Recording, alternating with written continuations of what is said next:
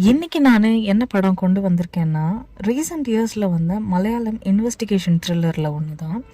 எனக்கு ரொம்ப பிடிச்ச டொவினோ தாமஸ் நடிச்சிருக்காரு. டொவினோ தாமஸ் படம் எது பார்க்கலாம் அப்படின்னு பார்த்துக்கிட்டே இருக்கும்போது நெட்ஃப்ளிக்ஸில் தான் நான் இதை பிடிச்சேன். படம் பேர் அன்வேஷிப்பின் கண்டேத்தும். இந்த படம் எனக்கு ரொம்ப பிடிச்சிருந்தது. இதில் வர இன்வெஸ்டிகேஷன்லாம் வந்து சூப்பராக இருந்தது. ஓகே, இதோட ஸ்டோரி என்னன்றதை பார்த்துடலாம். அதுக்கு முன்னாடி welcome back to my channel. This is Paddy from Paddy speaks. Story ஆரம்பிக்கிறது என்னமோ ஒரு மிஸ்ஸிங் கேஸில் தான்.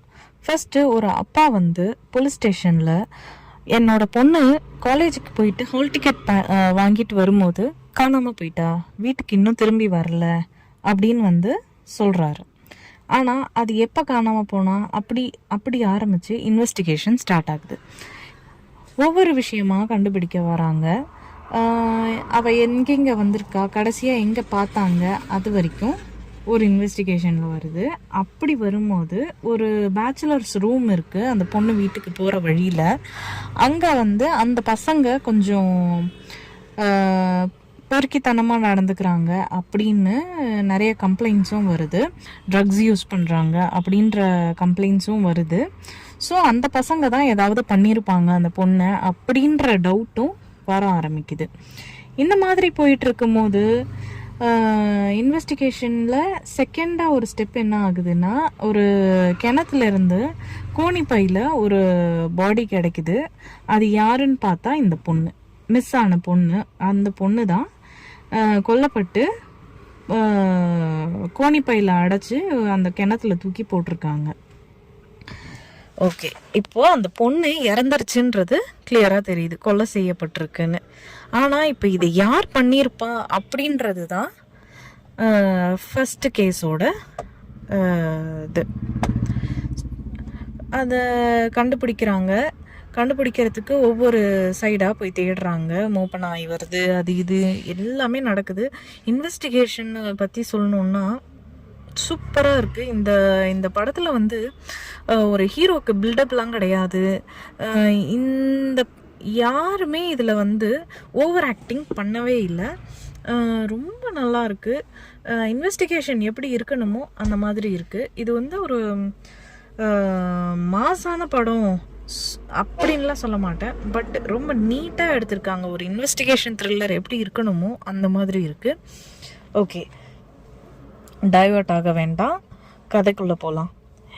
ஃபஸ்ட்டு அங்கே ஒரு ஆசிரமம் இருக்குது. அது மேலே சிலருக்கு சந்தேகம் வருது. ஏன்னா அந்த ஆசிரமத்துள்ள நுழையவே விடமாட்டுறாங்க. அதனால் அந்த பொண்ணு அடிக்கடி அந்த ஆசிரமத்துக்கு போகும் அப்படின்ற தகவலும் இவங்களுக்கு கிடைக்குது. அப்புறம் இந்த பசங்க மேலேயும் ஒரு சைடு டவுட் இருக்குது. ஏன்னா இந்த பசங்களும் அந்த பொண்ணுக்கிட்ட பிரச்சனை பண்ணியிருக்கிறதா வந்து சொல்கிறாங்க. ஒருத்தர்கிட்ட விசாரிக்கும் போது சொல்கிறாரு, இந்த பசங்க தான் அந்த பொண்ணுக்கிட்ட வம்பு பண்ணிகிட்டு இருந்தாங்க அப்படின்ற க்ளூவும் இவங்களுக்கு கிடைக்குது. ஸோ போலீஸால் ஆசிரமத்துக்குள்ளே போக முடியல. டொவினோ தாமஸ் வந்து ஸ்ட்ராங்காக குறி வைக்கிறத ஆசிரமத்து மேலே. பட் அவரால் வந்து ஆசிரமத்துள்ளே போக முடியல. ஹையர் அத்தாரிட்டிஸும் அவரை வந்து அலோவ் பண்ணுறதில்ல ஆசிரமத்துள்ளே போகிறதுக்கு. இதனால் என்ன ஆகுது, அவர் ஒரு பிளான் பண்ணி ஒரு தெஃப்ட் நடக்கிற மாதிரி பண்ணி எப்படியாவது இன்வெஸ்டிகேட் பண்ணுறதுக்கு அந்த ஆசிரமத்துள்ள நுழைஞ்சிடணும்னு நினைக்கிறாரு. நுழைஞ்சிடுறாரு. அண்ட் அங்கேருந்து நிறைய எவிடன்சஸை எடுக்கிறாரு. இதை வச்சு குற்றவாளி யாருன்னும் கண்டுபிடிக்க ட்ரை பண்ணுறாரு. கண்டும் பிடிக்கிறாரு. அதுதான் ஸ்டோரி. பட் குற்றவாளியை கண்டுபிடிச்சாச்சு. என்ன ஆகுதுன்னா, அவங்கள எடுத்துகிட்டு போய் கோர்ட்டில் நிற்க வைக்கிறதுக்கு போகிறாங்க. அப்போ என்ன ஆகுறான்னா, அந்த குற்றவாளி தப்பிச்சு ஓடி போய் ஒரு ட்ரெயின் ட்ராக்ல நின்று சூசைட் பண்ணிக்கிறான். என்ன தான் இவ்வளோ கஷ்டப்பட்டு ஒரு கல்ப்ரிட்டை கண்டுபிடிச்சாலும் இவருக்கு இந்த வாட்டி தோல்வி தான் கிடச்சிது. ஃபர்ஸ்ட் கேஸில் ரியல் கல்ப்ரிட்டை கண்டுபிடிச்சும் ஒரு சின்ன மிஸ்டேக்னால ஆனந்தும் அவர் டீமும் சஸ்பென்ஷன் வாங்குறாங்க. ஒரு போலீஸ் ஆஃபீஸருக்கு இதை விட பெரிய ஹியூமிலியேஷன் வேறு இருக்கவே முடியாது. ஆனால் ஆனந்தோட ஜேர்னி இங்கே முடியலை. கொஞ்ச நாள் கழித்து அவர் திரும்பவும் டியூட்டியில் ஜாயின் பண்ணுறாரு. அவரோட சுப்பீரியர் ராஜகோபால் சார் அவருக்கு ஒரு புது அசைன்மெண்ட் கொடுக்குறாரு. இது நார்மல் கேஸ் இல்லை, 6 வருஷமாக சால்வ் பண்ண முடியாத கோல்ட் கேஸ். இதோட விக்டிம் பேர் வந்து ஸ்ரீதேவி, யங் உமன் இவங்க. இது வந்து வேற ஒரு கிராமத்தில் நடந்திருக்க கதை. பட் இவங்கள வந்து ப்ரூட்டலாக மர்டர் பண்ணியிருக்காங்க. ஸோ இதுதான் வந்து செகண்ட் கேஸு. இந்த கேஸ் நடந்து பல வருஷம் ஆகியும் அந்த கில்லரை வந்து கண்டுபிடிக்க முடியல. போலீஸ் கேஸ் இன்னும் பெண்டிங்லேயே இருக்குது. அதனால் இப்படி இருக்கிற கேஸை வந்து ஆனந்த் டீமை வச்சு கண்டுபிடிக்கலாம் அப்படின்னு சொல்லிட்டு இவங்களுக்கு இந்த டாஸ்க் அசைன் பண்ணியிருக்காங்க. ஸோ ஆனந்தும் அவர் டீமும் அந்த வில்லேஜுக்கு போகிறாங்க.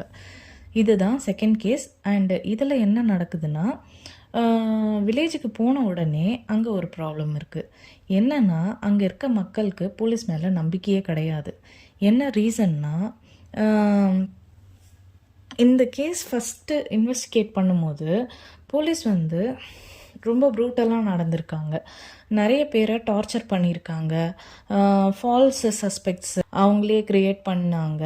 அதுக்கப்புறம் இதெல்லாம் வச்சு போலீஸ் வந்து ரொம்ப மோசமானவங்கன்னு அந்த வில்லேஜ் பீப்புள் வந்து நம்புகிறாங்க. அதனால் ஆனந்த் டீம் வந்ததும் இவங்க வந்து அந்த வில்லேஜ் பீப்புள் வந்து இவருக்கு கோஆப்ரேட் பண்ண மாட்டேங்கிறாங்க. எது கேட்டாலும் ஆன்சர் பண்ண மாட்டேங்கிறாங்க. இவர்கிட்ட நின்று பேசவே மாட்டேங்கிறாங்க. ஒரு சின்ன இன்ஃபர்மேஷனும் இவருக்கு கிடைக்க மாட்டேங்குது அந்த மக்கள்கிட்டேருந்து. ஸோ இந்த இன்வெஸ்டிகேஷன் ஃபஸ்ட்டு ஸ்டேஜ்லேருந்தே ரொம்ப கஷ்டமாக ஆரம்பிக்குது. பட் இவருக்கு அங்கே வந்து ஒரு எக்ஸ் கான்ஸ்டபிள் வந்து ஹெல்ப் பண்ணுறாரு. அவர் பேர் வந்து ரவீந்திரன் நாயர். அவர் தான் வந்து இவங்கள ரிசீவ் பண்ணுறாரு. அண்டு இவங்க தங்கறதுக்கு வீடும் அவர் தான் கொடுக்குறாரு. ஒரு ஊர் ஒதுக்குப்புறத்தில் அவரோட இன்னொரு வீடு இருக்குது. அந்த வீட்டில் இவங்களோட டீமும் இவங்களும் வந்து தங்குறாங்க. இவர் தான் வந்து நிறைய ஹெல்ப் பண்ணுறாரு. ஓல்டு ரெக்கார்ட்ஸு இதெல்லாம் எடுத்து பார்க்குறதுக்கு ஹெல்ப் பண்ணுறாரு. அண்டு நிறைய க்ளூஸ் கிடைக்கிது இவரை வச்சு. அதுக்கு ஜென்ரலாகவே வந்து ஹீரோ வந்து ஈஸியாக கிவ் அப் பண்ண மாட்டார். ஸோ விட்னஸ் ஸ்டேட்மெண்ட்ஸ் எல்லாத்தையும் வந்து எடுத்து கம்பேர் பண்ணுறாரு. பழைய இன்வெஸ்டிகேஷனில் மிஸ் ஆன டீட்டெயில்ஸ் எல்லாம் அனலைஸ் பண்ணுறாரு. அப்போ தான் இவருக்கு வந்து என்ன கிடைக்குதுன்னா, ஒரு முக்கியமான ஆளோட விஷயம் தெரியுது. இந்த ரவீந்திரன் நாயர் வந்து கேஸ் நடந்த காலத்தில் போலீஸ் டிபார்ட்மெண்ட்டில் இருந்தவர். இவருக்கு வந்து அந்த ஊரும் தெரியும், அந்த கேஸ் ஹிஸ்ட்ரியும் தெரியும். அதனால் ஆனந்துக்கு வந்து இவர் வந்து ரொம்ப வேல்யூபிளான சோர்ஸ் ஆகிடுறாரு. இன்வெஸ்டிகேஷனில் போக போக சில ஸ்ட்ரேஞ்ச் திங்ஸ் நடக்குது. எல்லாரும் சஸ்பெக்ட் மாதிரி தெரியுறாங்க. ஆனால் எவிடன்ஸ் யார் மேலேயும் ஸ்ட்ராங்காக இல்லை. இங்கே தான் மூவி வந்து கொஞ்சம் ரொம்ப இன்ட்ரெஸ்டிங்காக போகுது. ஆடியன்ஸும் ஆனந்த் கூட சேர்ந்து க்ளூஸ் கலெக்ட் பண்ண ஆரம்பிச்சிடுவோம். ஒரு க்ளூ கிடைக்கும், அது வேறு டைரெக்ஷனுக்கு கூட்டிகிட்டு போகும். அந்த லீட் டெட் ஆகிடும். மறுபடி வேறு க்ளூ கிடைக்கும், மறுபடியும் ஒரு ட்விஸ்ட்டு. இதே மாதிரி போயிட்டே இருக்கும். ஆனந்த் கொஞ்சம் கொஞ்சமாக ஓல்டு கேஸ் டீட்டெயில்ஸை ரீகன்ஸ்ட்ரக்ட் பண்ணுறாரு. விக்டிம் லாஸ்ட்டாக யாரை பார்த்தாங்க, என்ன நடந்துச்சு, யார் உண்மை மறைக்கிறாங்க, யார் பொய் சொல்கிறாங்க, இந்த கொஷின்ஸுக்கு ஆன்சர் தேடுறாரு. அப்போ தான் ஒரு ஷாக்கிங்கான விஷயம் தெரியுது. நம்மளுக்கு காட்டும் போது வேற ஒருத்தரை வச்சு காட்டுறாங்க. பட் எண்டிங்கில் தான் ஒரு ட்விஸ்ட்டு. கிட்டத்தட்ட 100% ஆனந்த் வந்து கண்டுபிடிச்சிடுறாரு யார் அப்படின்றத. அப்படி கண்டுபிடிக்கும் போது நம்மக்கிட்ட வந்து அங்கே இருக்க வேற ஒரு முக்கியமான பர்சனை காமிக்கிறாங்க. பட் அந்த முக்கியமான பர்சனுக்கு காட்டும்போது அந்த எண்டு ட்விஸ்ட்டில் அது நிஜமாகவே சூப்பராக இருந்தது. பார்க்கும்போது தான் அது தெரியும். அதை பண்ணதே வந்து இவருக்கு கூடவே ஹெல்ப் பண்ணார் இல்லையா. இன்வெஸ்டிகேஷன் ஃபுல்லாகவே ஹெல்ப் பண்ணிகிட்டு இருந்த ஒரு ஆள், கேஸ் பற்றி ரொம்ப கன்சர்னாக காமிச்சிட்டு இருந்த ஆள், போலீஸ்க்கெலாம் ரொம்ப சப்போர்ட் பண்ணுற மாதிரி இருந்த ஆள் ரவீந்திரன் நாயர் தான் வந்து இந்த மெயின் சஸ்பெக்டே. ஃபஸ்ட்டு ஆனந்தாலையும் நம்ப முடியல, ஆடியன்ஸ்க்கும் இது ஒரு பெரிய ஷாக்கு. என்னென்னா மூவி ஃபுல்லாக ஒரு ஹெல்ப்ஃபுல் கேரக்டர் மாதிரி தான் காமிச்சாங்க. ஆனால் க்ளூஸ் எல்லாம் கனெக்ட் பண்ணும்போது பிக்சர் கிளியர் ஆகுது. ஆனந்த் ஃபைனலி ட்ரூத்தை கண்டுபிடிச்சிட்டாரு, கில்லர் யாருன்னு புரிஞ்சிடுச்சு. இப்போது ஆடியன்ஸ் எக்ஸ்பெக்ட் பண்ணுறது என்ன, ஃபைனலி ஆனந்த் ரெடெம்ஷன் வாங்க போகிறாரு அப்படின்னு. ஃபர்ஸ்ட் கேஸில் மிஸ் ஆன விக்ட்ரி இப்போ கிடைக்கும், இந்த தடவை கல்ப்ரிட்டை அரெஸ்ட் பண்ணிடுவாங்க அப்படின்னு. ஆனால் மூவி மறுபடியும் எமோஷ்னல் ட்விஸ்ட் கொடுக்குது. ஆனந்த் அரெஸ்ட் பண்ண போகிறதுக்குள்ளே ரவீந்திரன் நாயர் சூசைட் பண்ணிக்கிறாரு, ஹேங் பண்ணி சூசைட் பண்ணிக்கிறாரு. இதை பார்த்த ஆனந்துக்கு மிக்சட் ஃபீலிங். ஒரு சைடில் ட்ரூத் கண்டுபிடிச்சிட்டாரு, கேஸ் சால்வ் பண்ணிட்டாரு, ரியல் கல்ப்ரிட்டை ஐடென்டிஃபை பண்ணிட்டாரு. ஆனால் மறுபடியும் கல்ப்ரிட் கோர்ட் வர முன்னாடியே செத்து போயிட்டாரு. ஃபர்ஸ்ட் கேஸ் மாதிரியே அதான் கிளைமேக்ஸுக்கு எமோஷ்னல் வெயிட் கொடுக்குது. இந்த செகண்ட் இன்வெஸ்டிகேஷன் தான் ஆனந்துக்கு ரெடெம்ஷன் ஜேர்னி. கேஸ் சால்வ் பண்ணினாரு, ட்ரூத் கண்டுபிடிச்சாரு. ஆனால் ஜஸ்டிஸ் கம்ப்ளீட்டாக நடந்துச்சா, அது ஆடியன்ஸ் தான் டிசைட் பண்ண. ஓவராலாக எனக்கு இந்த படம் ரொம்ப பிடிச்சிருந்தது. ஹீரோவோட ஆக்டிங் எனக்கு ரொம்ப ரொம்ப பிடிச்சிருந்தது. பட் இதில் எனக்கு ஒரு சின்ன டிசப்பாயின்மெண்ட் என்னென்னா, செகண்ட் கேஸ்லேயாவது ஹீரோ வின் பண்ணுவார் அப்படின்னு நினச்சேன். பட் பாவம் அப்பையும் தோற்று போயிட்டார். ஓகே, எனக்கு இந்த படம் ரொம்ப பிடிச்சிருந்ததுனால நான் இதுக்கு 4.5 அவுட் ஆஃப் 5 கொடுப்பேன். நீங்கள் இந்த படம் பார்த்துருந்தீங்கன்னா உங்களோட ரேட்டிங் சொல்லுங்கள். நீங்கள் எப்படி ஃபீல் பண்ணீங்கன்னு சொல்லுங்கள். எங்கெங்கெல்லாம் நீங்கள் கெஸ் பண்ணீங்க, உங்களுக்கு பிடிச்ச சீன்ஸ் எது, இன்வெஸ்டிகேஷனில் எந்த பார்ட் உங்களுக்கு ரொம்ப பிடிச்சிருந்தது, இதெல்லாம் எனக்கு கமெண்ட்டில் சொல்லுங்கள். வீடியோ பிடிச்சிருந்தால் லைக் பண்ணுங்கள், ஷேர் பண்ணுங்கள், சப்ஸ்கிரைப் பண்ணுங்கள்.